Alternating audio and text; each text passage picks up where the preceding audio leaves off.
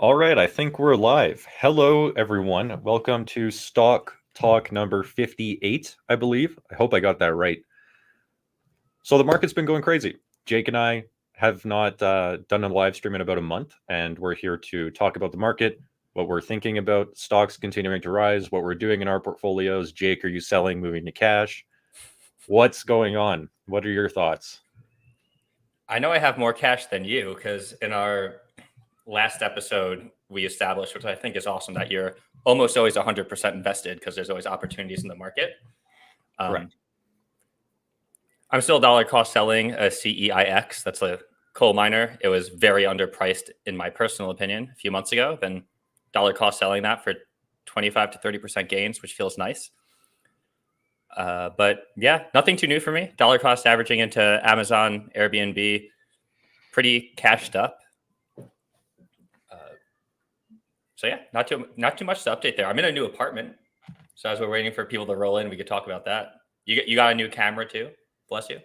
Thank you. I did get a new camera. It's wider angle. You can now see my cat house right here, the cat tower. But yeah, it's definitely an interesting market. I have found that less and less of the stocks in my portfolio I'm happy to continue buying. There's still a few, but it used to be easy for me, right? Like I used to get cash and be like, oh, well, here's like 10 stocks that I could buy tomorrow and I'm happy with their prices. That is definitely not the case anymore. And yeah, I'm just finding it extremely hard to know what to buy. And then my other problem is, okay, I may have 3 stocks that I think are still cheap, but then do I really want to just continue deploying all of my cash into 3 stocks because then they're going to just continue becoming very large, and I don't necessarily want these positions to become like 10% plus of my portfolio. So these are the battles that I'm having in my head in this current market. Yeah, dude. Let's double down on these battles. Pick your brain apart a bit. You said that you didn't want these positions to be more than 10% of your portfolio. Well, one, I don't I'm even want not it to be larger than 5. okay. So here's a question: you're buying these stocks because you believe that they're a good value and they're going to grow over time, correct? Correct. Okay. So in very happy scenarios, that might happen more than you expect. And when that happens, stocks will grow to be a larger allocation than your portfolio than you may have initially planned for. So just to finish Correct. this question here, I hear you that you're not buying into more, but what if the positions grow so much that they naturally become more of your portfolio? Would you trim the flowers there to keep it under your target allocation? Or in that case, would you actually let it go above? Like you're just talking about literally buying more today, right? Yeah. I'm talking about new capital. So if these positions grow, then I will let them grow. So it's kind of like the way I think about it is it, if it's at 5% and the stock goes down, then okay, I'll top it up to 5%. But if it's at 5% and the stock grows beyond 5%, I'm not going to, sell it every day to get it back down to 5%. So yeah, that's how I think about it. I actually have one stock in my portfolio where initially I wanted it at around 3% as I was continuing to build my conviction and do research. And that stock has gone up something like 150%, and now it's 8% of my portfolio. I haven't been, well, actually, I did recently buy into it because my conviction changed. But basically, yes, it grew much more, and I didn't trim it down because of that. Yeah, it that makes a lot of sense. I would probably do the same if I were you. I think you and I are both generally aligned on the point where in most cases, if a stock's growing and it's like a great stock, like don't trim the flowers. Like Yeah, unless it,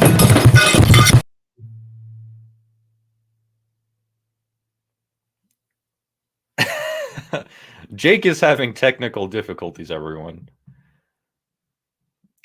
Hopefully, he did not just break his laptop. All right, Jake is gone. This is now a Daniel Pronk show, I guess.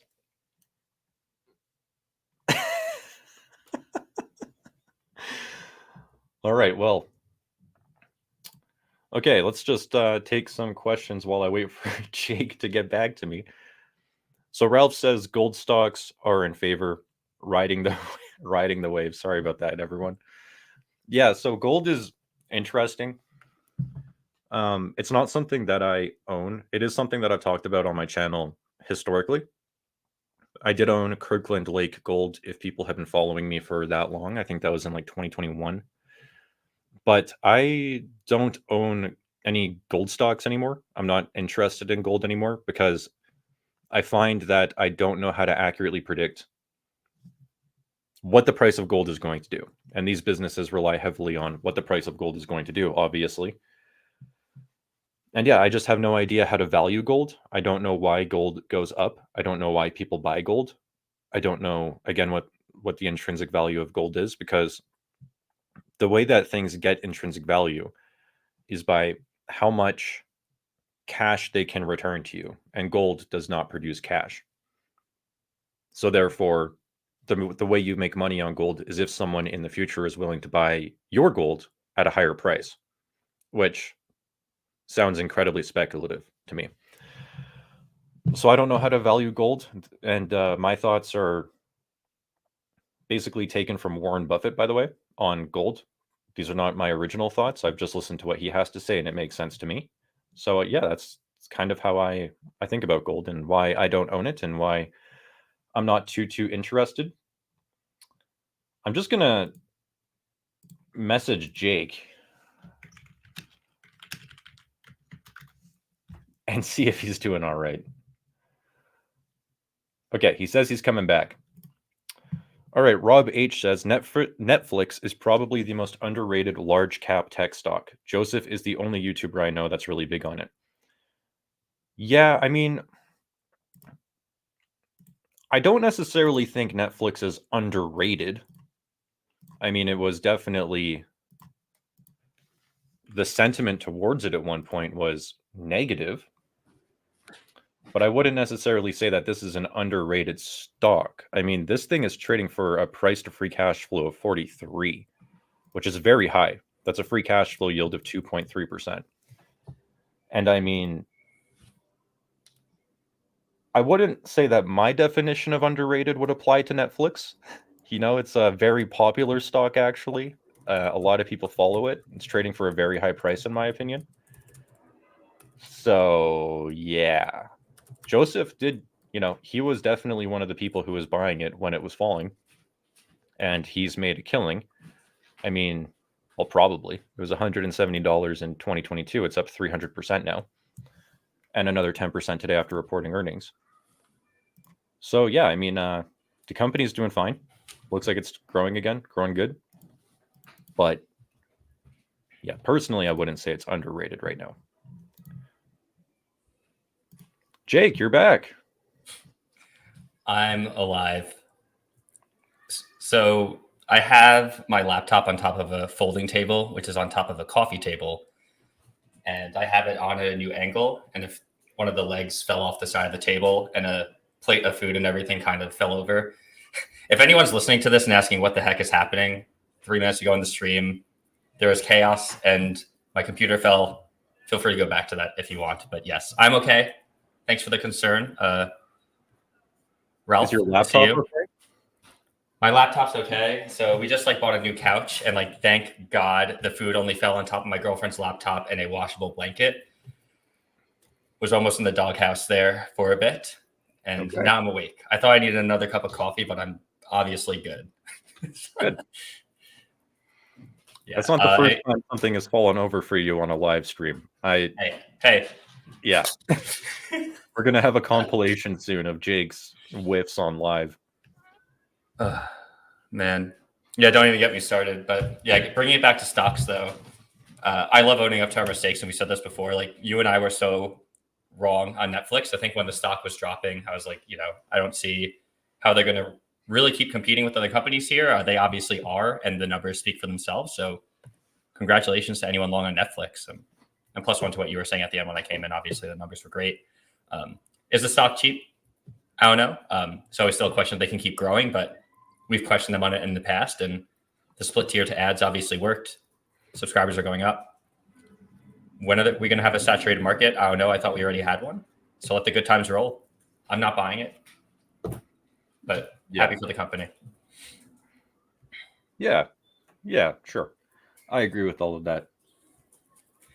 So one thing Rob, Rob, sorry, just to finish that, Rob says Netflix was underrated by the YouTuber community. I would agree with that. Joseph was pretty much the only one who was bullish on it, and he was right. Like, you got to give him credit. You know, he nailed that one. Joseph is a great investor and YouTuber, in my opinion. Him and I differ a little bit on necessarily the price that we think is fair to pay for businesses, but he's been killing it. So, yeah, nothing but good things to say about that guy. Seems like a very solid dude. Sorry, what were you going to say, Jake? Nothing important. I was going to prop you up something about Brookfield. I also saw that someone else, Ronald here, is asking about BAM and Brookfield. So I know we talk about it a lot. If you're playing the stock and lock bingo game, yes, take a drink. But to also give credit to some YouTubers here, Daniel, you have gotten a lot of pushback on Brookfield, as well as a lot of people piling in. It's been a very divisive stock. And to give you credit, at least to current day, like you have been right. And I just wanted to shout you out there.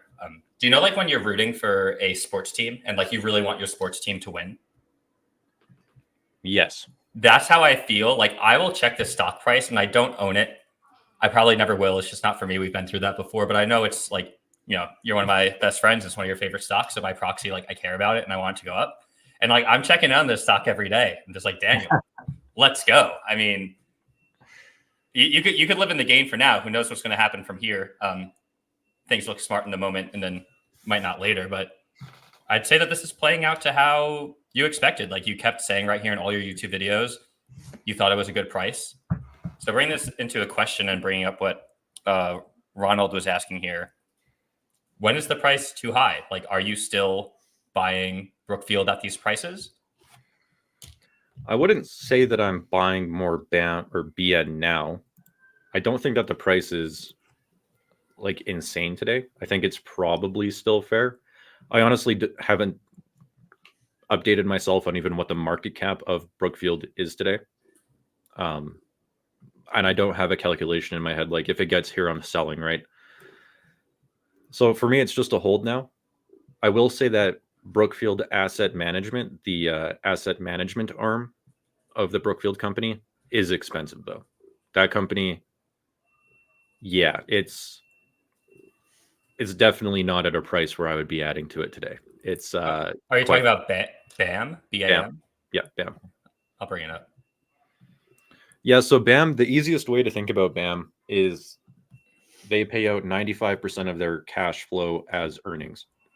So when you take a look at the dividend yield of 2.95% today, that's basically the company's cash distribution ability. So that's the easiest way to value the stock, is how much is the dividend yield. So when you're looking at BAM today, your yield on cost of the business is essentially 3%, which is getting pretty dang low because the stock has gone up so much. So it's like, it's not really selling for a cheap price anymore.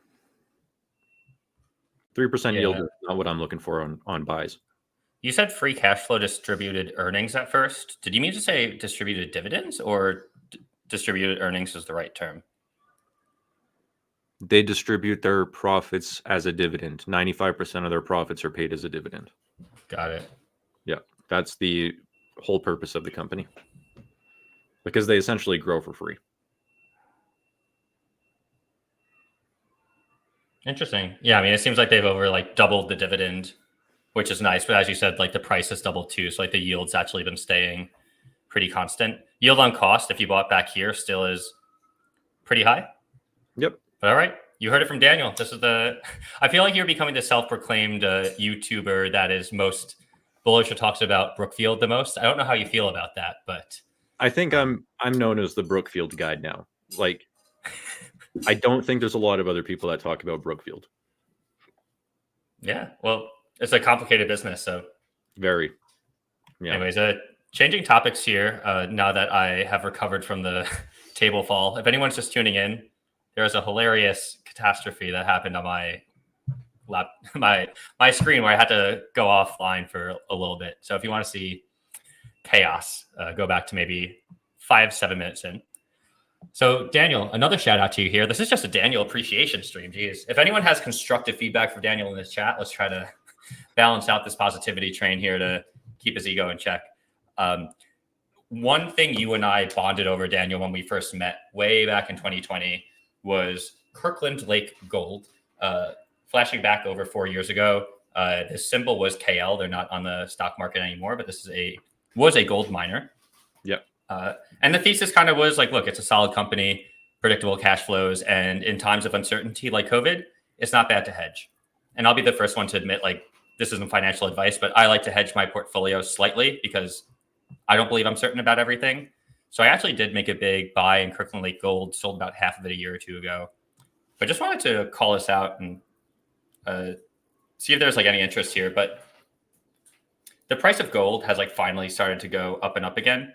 I'm actually like doubled on my AEM position. So it could be a question for the chat here. I am kind of on the fence, Daniel, if I am going to continue to like cash out some of the gains here because this was meant to be a hedge, or if I'm just kind of going to let it ride. One thing I have up here is IAU is a ETF that tracks the price of gold. We can prove this by just looking at both the timeframes here. This one has an extra 10-year history, but this is pretty much a good price indicator for gold. So if I go in here and compare the price changes in this gold miner, I should have mentioned AEM acquired Kirkland Lake Gold. So Kirkland Lake Gold and their assets are now powered this company. So as I held the stock, it went into here. And you could see that in this blue line, like as the price of gold goes up, like gold miners will normally appreciate above that. And then you'll see like crazy corrections. But in general, as the price of gold is going up, these stocks experience harder uptrends. But the same is true for going the other way. So obviously you can see we are now in another uptrend. And as predicted, AEM is rising with it. So yeah, Daniel, maybe a question for you. Like, are you still holding AEM?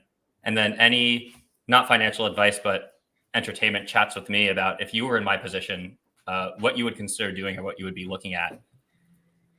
It's funny you bring up gold because when you were gone, Ralph asked about my thoughts on gold.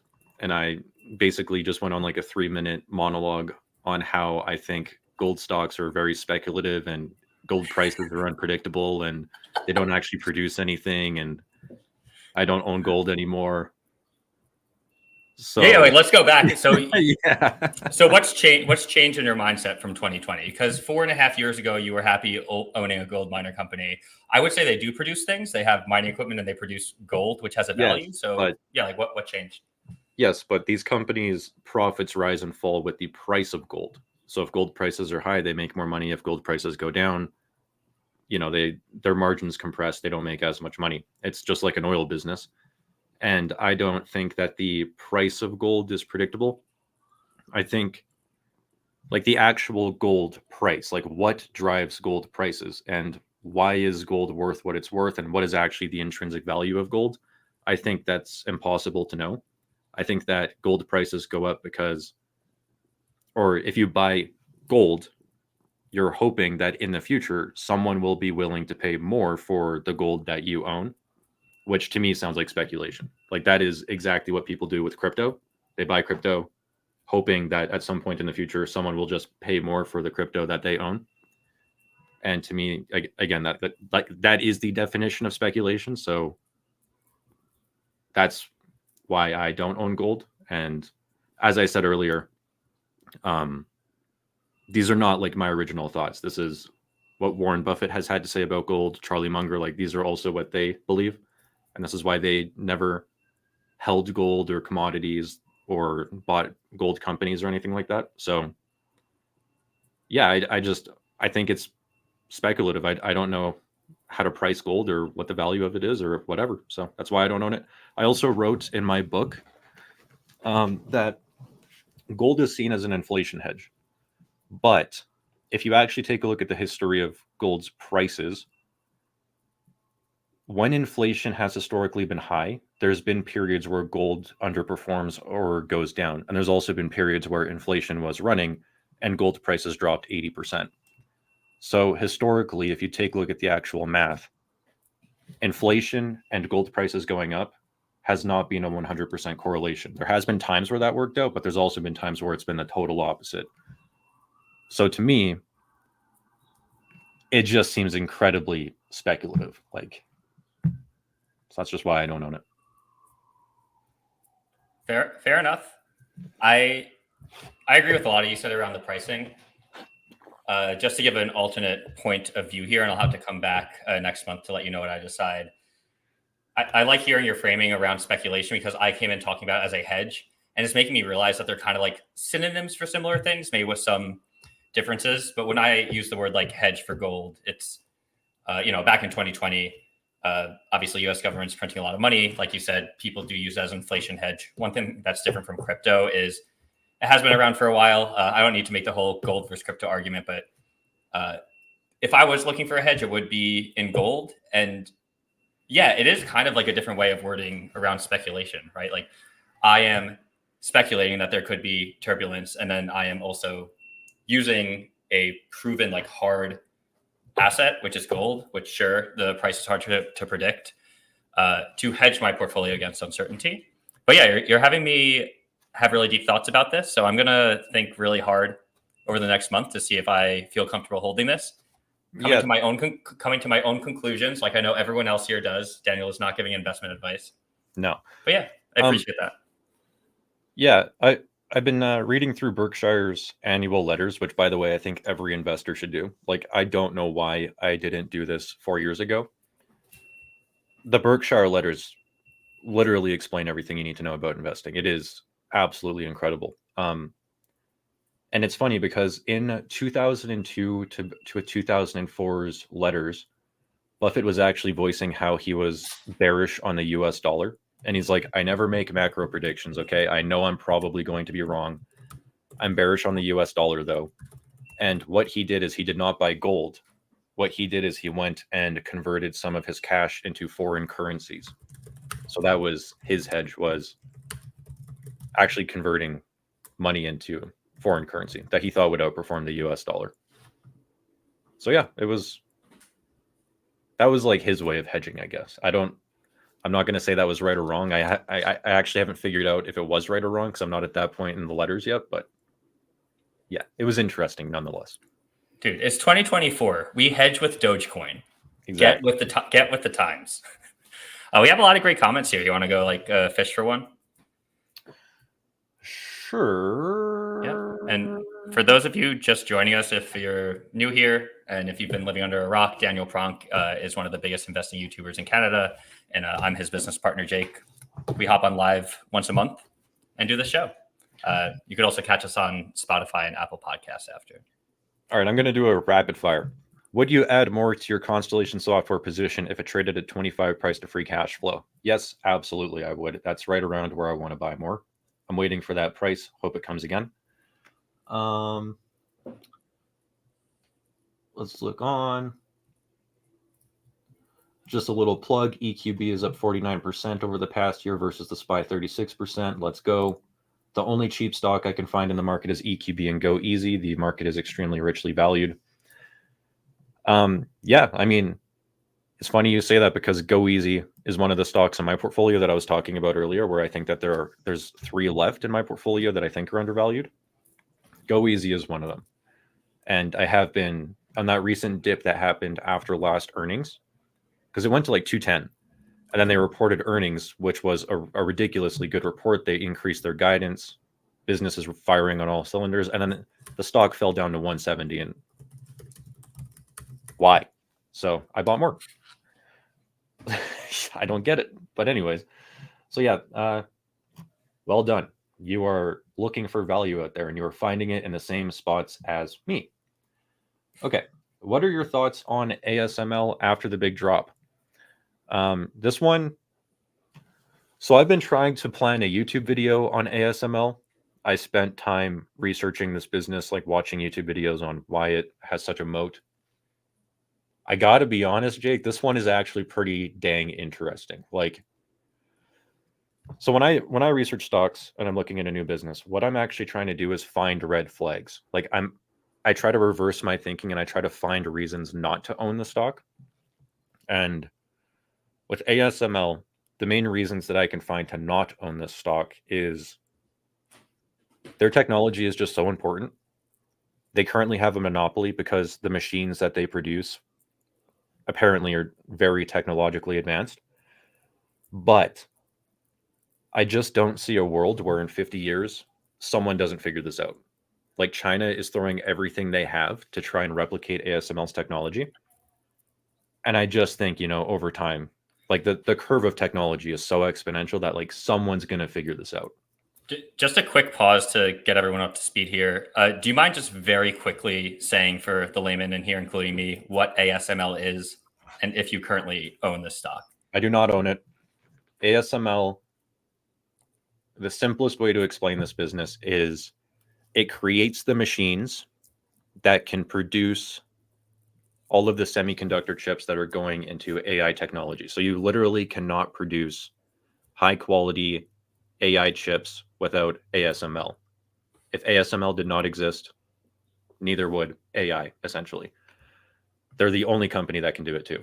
Their main competitors, funny enough, are Nikon and Canon. And these two companies are like light years behind ASML at this point. Sorry, are those the camera companies? Yes, correct. I'm so surprised you just said that. Okay. Right? I do know like kind of what they do at a high level, but I did not expect that would be their competitors. That's crazy. Yeah, I was very shocked at that too. And that kind of tells you how far behind Canon and Nikon are. And ASML apparently spent 20 years. They dumped tens of billions of dollars into research and they cracked the code. They built these machines and they are the only company that can do what they do. They literally have a monopoly.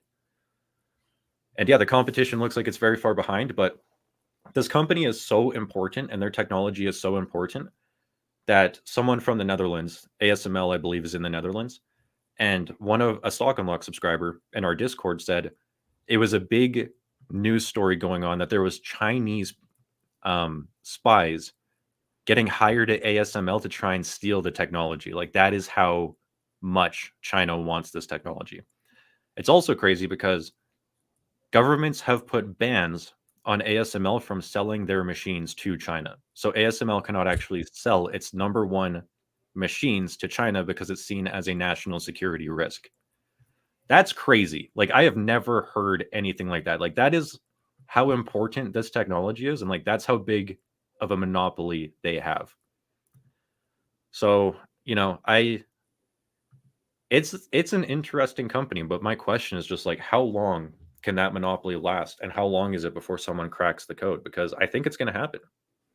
Like you project out in the future 1,000 years. You're going to tell me that sometime in the next 1,000 years someone's not going to replicate this or figure it out? And then my question is just like, when does that happen?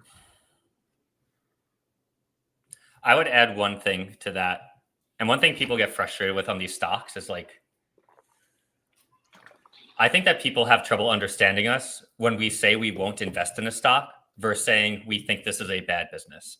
This is definitely not a bad business category stock. No. Yeah, I agree with you. It's hard for me to predict. And one thing I want to show on my screen right now is like, I don't think that there's anyone in this chat that could, at a very technical level, explain this. Now, that doesn't mean that you can't own the stock, but for me personally, as an investor, another thing I look for when investing, Daniel, you said you look for red flags. I totally agree.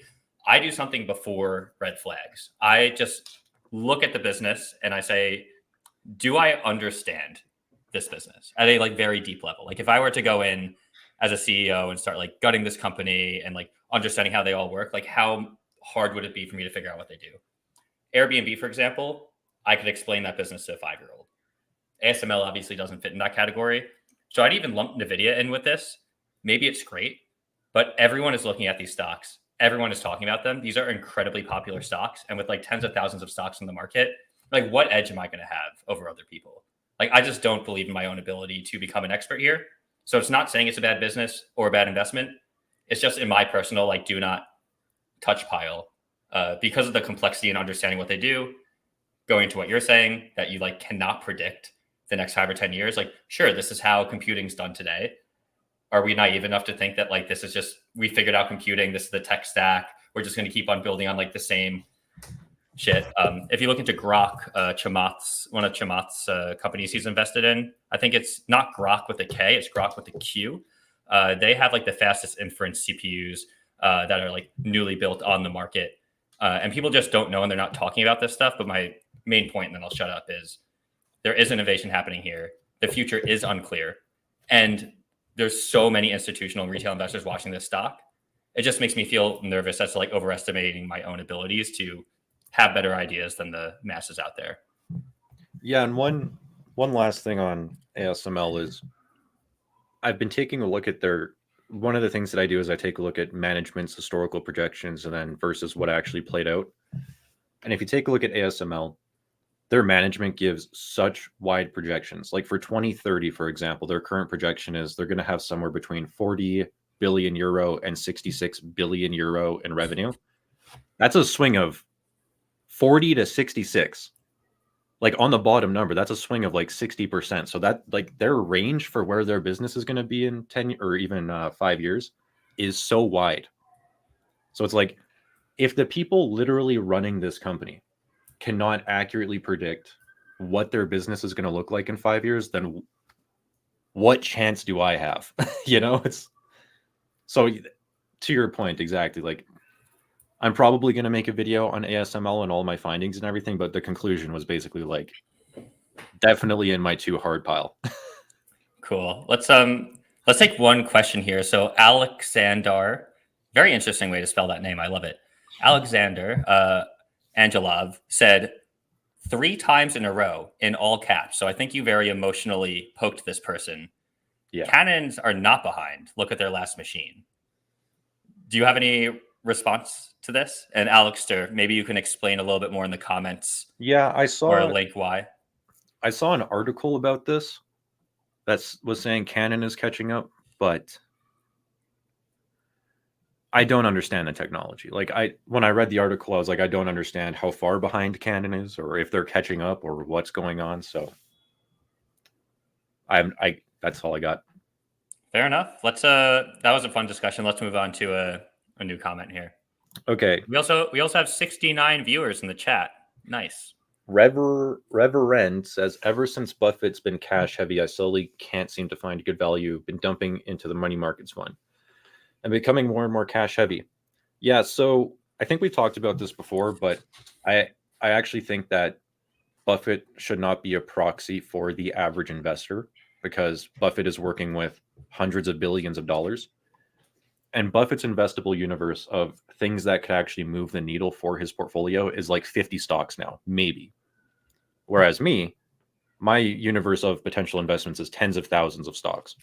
So my universe of potential investment opportunities is significantly higher. And therefore, it's much easier for me to find value. And I shouldn't actually be looking at Buffett, in my opinion. Okay, Buffett has cash, but that doesn't mean that I should have cash. And personally, I have still been able to find value. I'm at about 2.5% cash today, I believe. I'm happy there. And yeah, like I just don't think that people should look at Buffett saying, Buffett has a lot of cash right now, so I should have a lot of cash. Because the reality is, as an individual investor, your world of investable opportunities is probably like 1,000 times higher. So that's just what I would say. But I agree, things are expensive, man. I've been combing the US markets because I have a large US following. The reality is I'm not finding a lot in the US markets. Like the US markets are so combed through at this point that I can't find a lot of value. And that's just where we are. So, hey Daniel, are you holding, or any of your holdings looking like sells at current prices? I'm gonna say no. Wait, I have an objection. Okay. Your cash holdings are always a sell to you, right? It's kind of a joke. Okay. It's like, a very bad dad joke. I mean, but your cash is a position, right? So like, does that look like a sell, or is that a hold? I mean, maybe. I guess guess like 4.55% on your cash right now, right? I don't know. Well, I have a lot of my cash in USFR, which is a 10-year government bond yield ETF. Yeah. For example, I would consider that cash, even though technically it's in like it's cash. An ETF. Yeah, it's cash. It's a cash equivalent. Yeah. But no, I am not thinking that anything in my portfolio is looking like a sell currently. And if I sell something, Like the one thing that I'm thinking is maybe if I were to sell something, it would be BAM, and what I would do is just put that money into BN because I think that BN is offering a lot more value than BAM today. Yeah. So if I sold anything, like that's what I would do is I wouldn't put it in cash. I would just revert or put it into something else because I do want to stay fully invested. Like I'm not out here trying to time the market. You know, if I find value, I'm buying value. So that's that. Nathan asks, what is your process to decide the ideal percent of each stock in the portfolio? Do you have a specific target in mind when you start a position? Yeah, I guess. We went over this earlier in the stream, right? No, but he's asking what is the actual process? Like, oh, tuna squirrely. Tuna's not squirrely. Tuna's a cat. Anyways, yeah. No, but like, what is the actual process? You know, like, yes, I have stocks where maybe I want them at 5% versus Brookfield. If you combine the two, is it 27% now? I think. So, like, what's the process there? And I would say, whenever I'm researching a new stock, when I get to the point where I decide, okay, yeah, I want to take a position, it's usually like I'll keep it around 2 to 3%, and then over time, as I continue to learn more about the business and grow my conviction, then if my conviction grows, then I'll make it a higher position. I actually have one position in my portfolio that's now my number 2 position, which unfortunately I will not tell people publicly because it trades 1,000 shares per day, which is equal to less than $1 million. So not something I talk about publicly. But over time, as I've continued to research that business and learn more about it, my conviction has just gone up and up and up and up. And then as my conviction grows, I'm like, I want more and more and more and more into that business. So it's fluid. I would just say it's fluid. It usually starts low, and then as I continue to learn more, I will throw it in. And my limiting factor is basically my my comfort. So if I have, for example, if I have like 5% in one business, and then I start to feel uncomfortable with that position, then it's probably an indication that I have too much, and then I should not grow it more. Or if I'm looking at a position, I'm like, damn, I really wish I had more. That's probably an indication that I should own more of it, So yeah, and I just shamelessly plug for you if people are getting curious about learning what you're holding. You do have a Patreon. You can see. Feel free to support Daniel. Wow, thanks, dude. We scratch each other's backs, bro. All right, I think that we got like maybe 5 or 10 minutes in here. I actually have a friend coming down to hang out for the weekend, which is super fun. Daniel, I did want to take a quick selfish break here from stocks. So if you're watching the stream, there's a high likelihood you know about the business Daniel and I run, which is Stock Unlock. I would love to just get some quick comments in the chat to see if there's any excitement about this. We are looking to roll out an affiliate program, and the exact numbers on commissions and stuff are still not decided.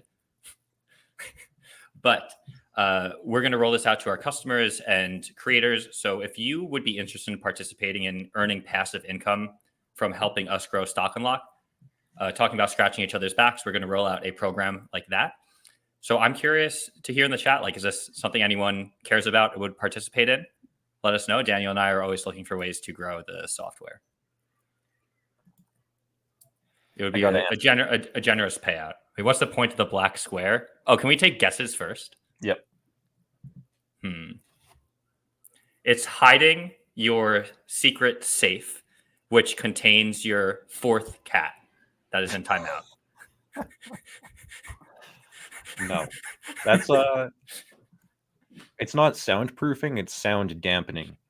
So that's also what all this black stuff is in the corners. It's to reduce the echo in my room when I record. It's to improve audio quality, because this room, without that, like, you guys can't see, but this wall that I'm looking at is all sound dampening.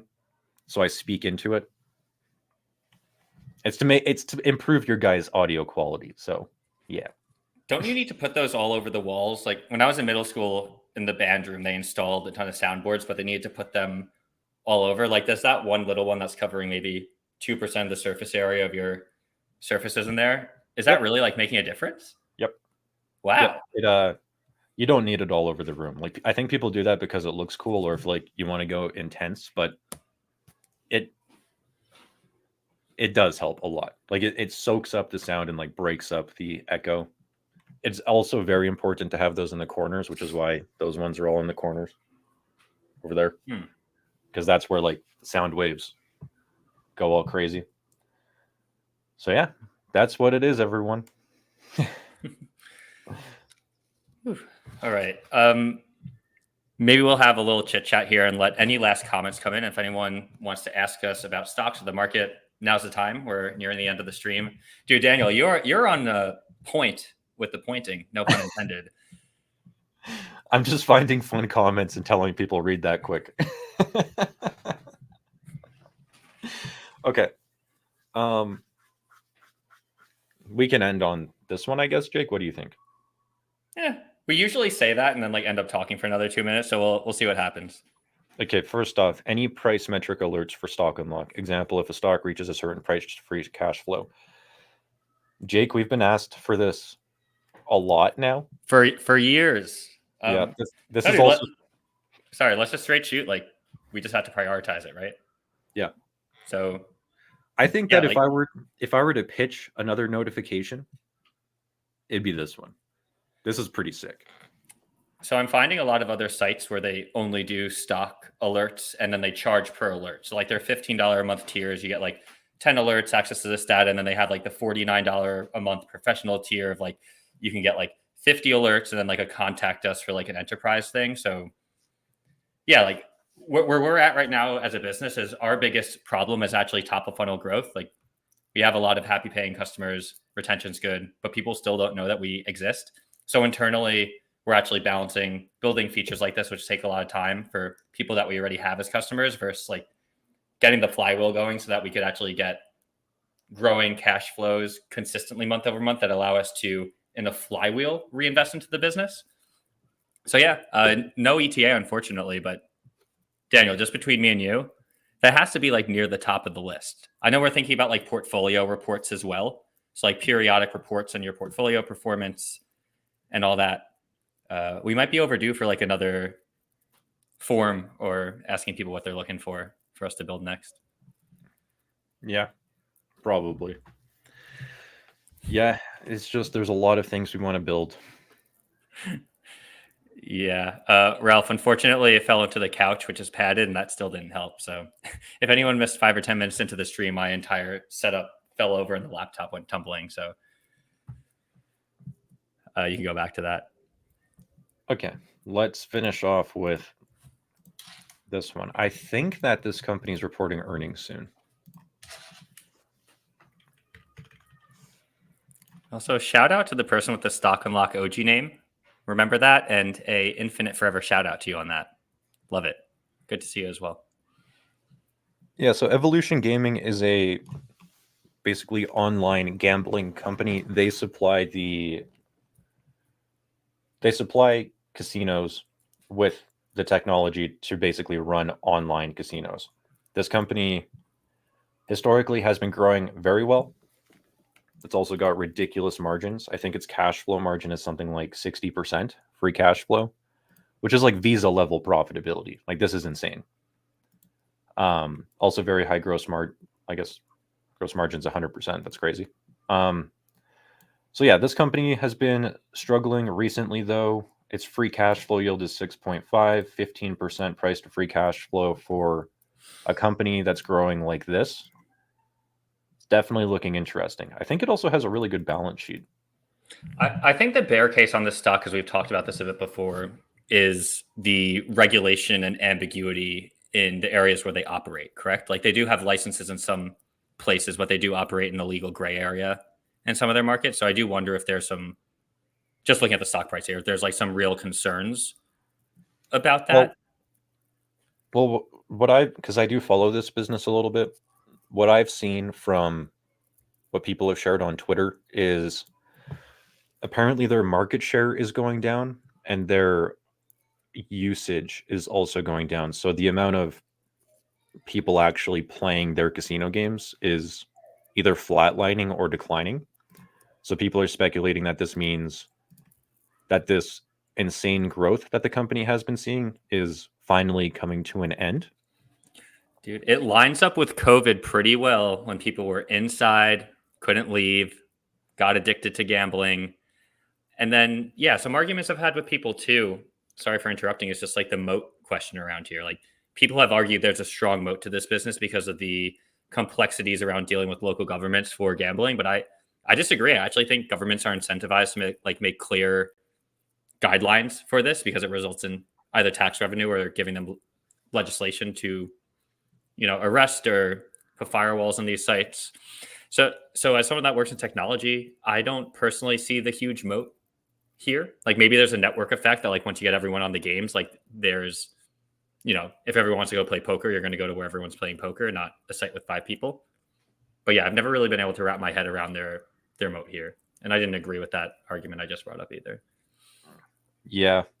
And I would definitely go confirm if they're losing market share, but if they are losing market share, then that, plays to your point that maybe their moat is weak or they don't have one. But yeah, I'm going to follow it. I think it reports earnings soon. Next earnings is on next week, October 24th. So I'll take a look, see if there's any updates, but that's what I've heard through the Vine or whatever they say. So there's some concerns about the market share and growth maintaining. Love it. Well, hey, I just looked at the clock. It's probably about time to wind down here. Thanks everyone for hanging out. We do these pretty consistently every month now. Not too many people notice, but I am in a new apartment. So we'll be having this new background. And Daniel, I hope you have a great weekend. I'm actually going to a concert tonight. I've got a friend coming over. Might do an Oktoberfest thing tomorrow, but honestly, I'm feeling a little bit gun shy about doing that because I was actually in Munich for Oktoberfest a few weeks ago, and I think I'm still totally beered out. To be completely honest, like, I love beer, but wow, when I left Oktoberfest, I was just like, I'm good for for a bit. Fair enough.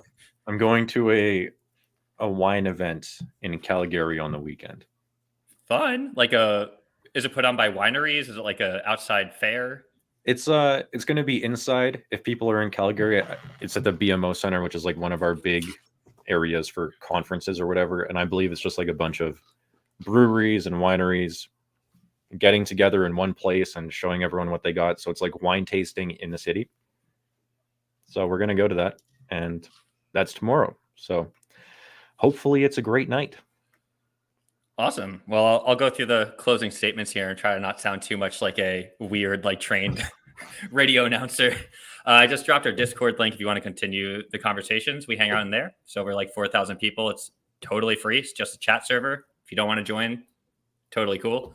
And we're obviously both operating stockandlock.com. So shout out to everyone who is supporting us. We have been dropping a lot of updates recently.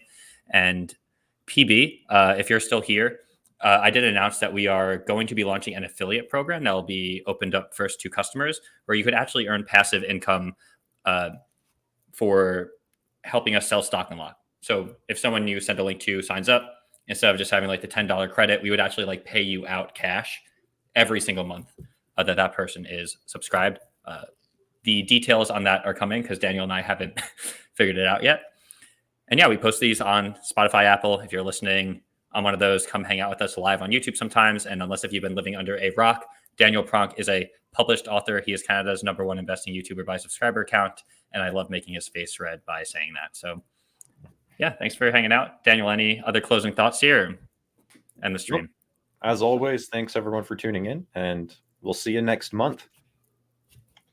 Bye. Bye. I'm clicking it.